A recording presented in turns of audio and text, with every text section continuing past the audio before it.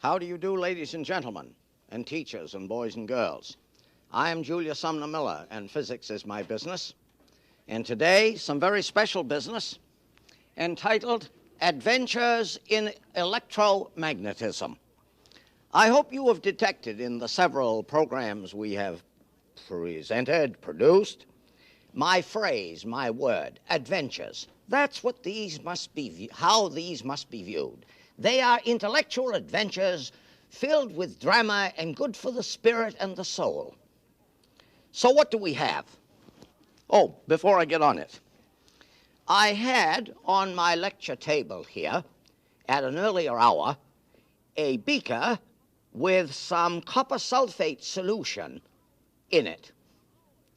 Some hours had elapsed, and there must certainly have been some crystals already in the solution, but they were added to by the deposition of atoms, millions upon millions, giving us a crystal of this beautiful geometry and design and color. And I am always led to ask, how do the atoms know where to go? How do they know where to go in order to form the crystal of such and such a shape or geometry? But regarding electromagnetism, supposing I had an iron ring, like a donut made of iron, and I put a coil of wire around one edge of it, and another coil around the other. And this is exactly what Michael Faraday did with an anchor ring, that is a link of chain from an anchor chain. And what did he do? He gave rise, by connecting to some seat of electrical energy, he gave rise to a current in this coil. On this side, he had a detecting instrument, which I will call a galvanometer. And a strange and wonderful thing happened. When he closed the circuit on this wire, on this coil, the needle showed a deflection over there, and no physical connection between this coil and that one. And this was the beginning of the transformer. I have such a thing as Faraday might have used.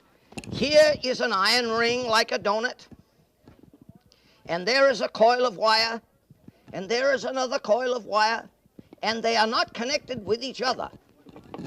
This one I have connected its ends to a detection instrument, a galvanometer. And by the way, I'm reminded to tell you, Faraday needed some insulated wire. And how do you suppose he got the insulation? He tore off strips from his wife's petticoats and wrapped the wire, and thus insulated it. Isn't that enchanting to think about?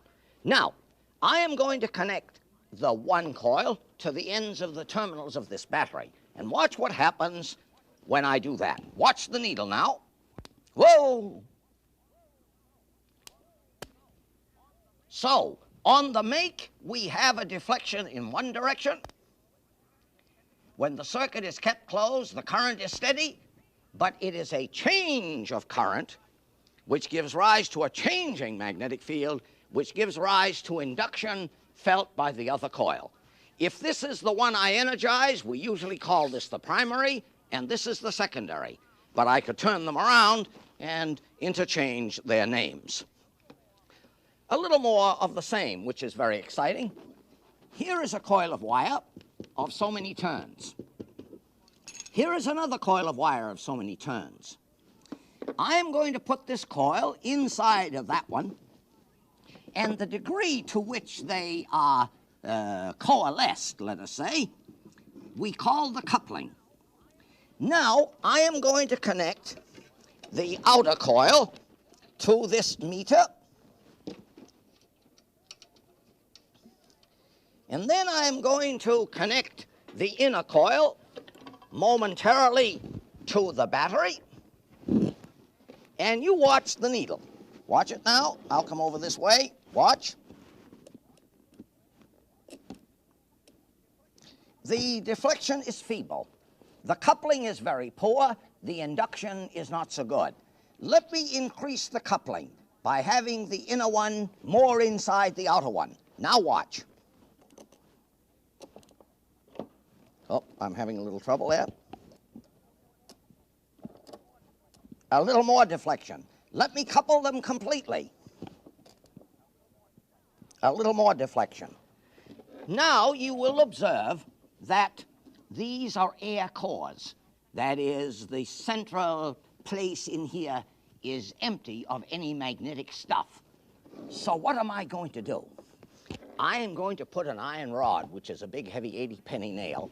I am going to put that inside the inner coil.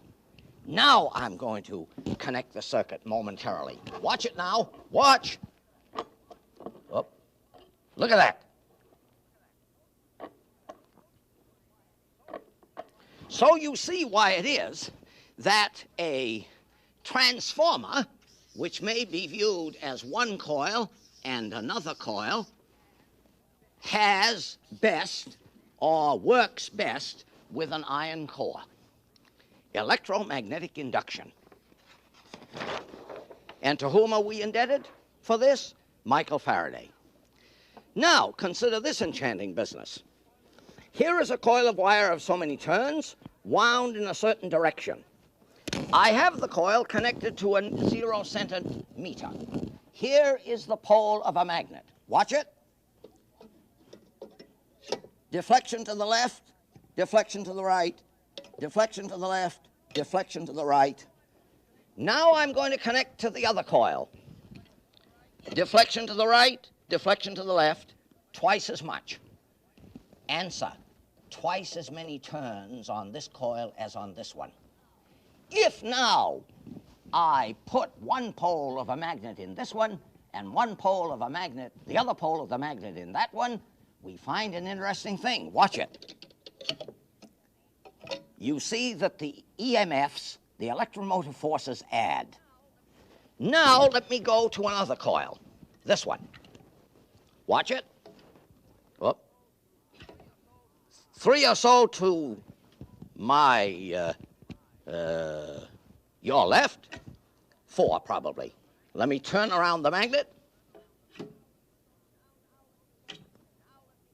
Now let me go to the next coil. Watch it.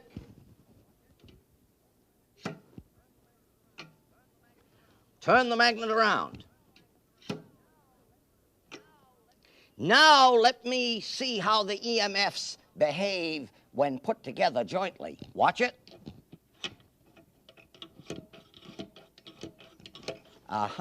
This suggests what?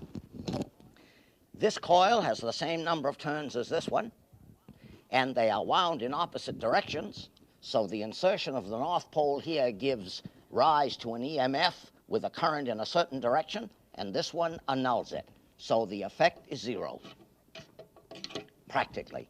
Now let me go to the 2 last ones. Watch it. 3, 3. Change the magnet. 3, 3. Now let me go to the outermost coil. 3, 3. 3, 3. Now let me see how the EMFs add. Watch it. If the scale were big enough, it would go to 6. So this suggests at once how these coils are wound. Now consider the following. Supposing I had a bar of magnetic stuff like iron, and I wrapped a few turns of heavy wire around it, and I connected this to some difference of potential like a storage battery, I would have a current in that winding. That current in the winding gives rise to a magnetic field. Supposing now I had another winding insulated from the first, which I shall call the primary, and this secondary winding of many, many thousands of turns of fine wire. The current in the primary heavy winding would give rise to induction in the secondary winding, and if I had the secondary terminals separated in some such manner, I would have an enormous difference of potential. I'm going to show you how high it could be. Here I have a 6-volt battery, 6 volts between here and there. Here I have such an induction coil. I am connecting the battery to the primary of this coil, and the secondary is shown by this gap here between the 2 terminals. Watch it. Now somebody says, what's the potential difference there, Professor? I would say it's 40 or 50,000 volts, 40 or 50,000. Yeah. Now that's pretty heavy stuff. Well, let's look at this one. Here in this box, I have such a bar, which is laminated in order to reduce hysteresis effects, minimize the heating. There is a heavy coil of wire around the primary, which I energize with the storage battery. Here are the terminals of the secondary, right there. And with this instrument, what can I get? Well, watch it.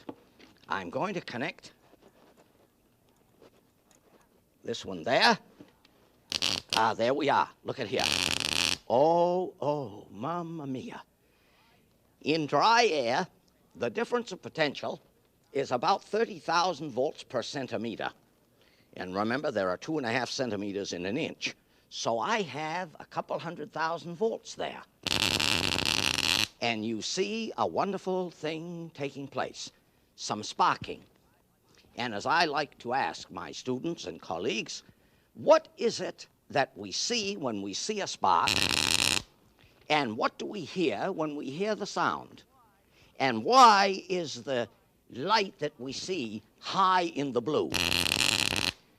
What I'm getting at, people, boys and girls and teachers, is this, that when we witness a phenomenon so quickly disposed of as I have disposed of this, there must arise many, many questions of a penetrating sort.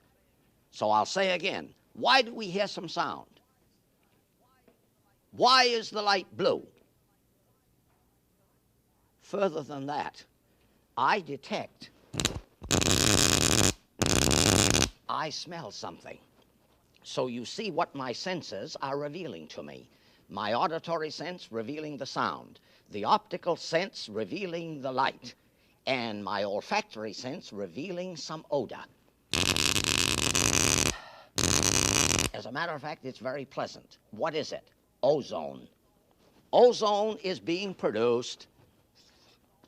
Ozone is being produced by that electric discharge in air, and that has enormous consequence for the human race, because when we have a lightning storm and there is great sparking between clouds and earth, ozone is produced in abundance, and this has some virtue for humankind. So we have explored in a passing and rather superficial way these things which I call adventures in electromagnetism, and I thank you for watching.